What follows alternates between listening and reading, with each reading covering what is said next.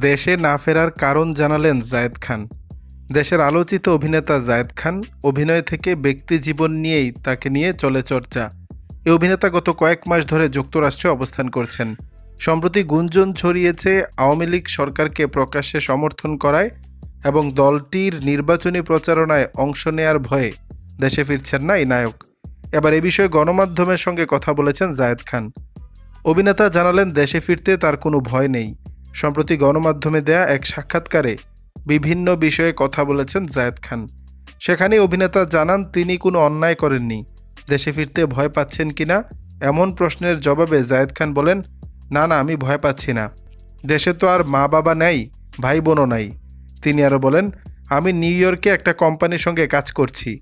যেহেতু দেশে অনেক দিন কাজ করলাম, দেশে কাজও কম, রাজনৈতিক পরিস্থিতির কারণে অনেক শিল্পী কাজ পাচ্ছে না, সবাই তো বিদেশে এসে কাজ করছেন। আমিও বিভিন্ন জায়গায় শো করছি, এখানে আমি বসে নেই। দেশে ফেরার ব্যাপারে আমার ভয়ের কোনো কারণ নেই। আমি তো আর কোনো অন্যায় করে আসিনি, কোনো অপরাধ করেও আসিনি। জায়েদ খান আওয়ামী লীগের প্রসঙ্গ টেনে বলেন, শিল্পীরা কখনো অন্যায় দুর্নীতি করতে পারে না। আপনি কোনো একটা দলকে পছন্দ করতে পারেন, সেটা আপনার ব্যক্তিগত ব্যাপার।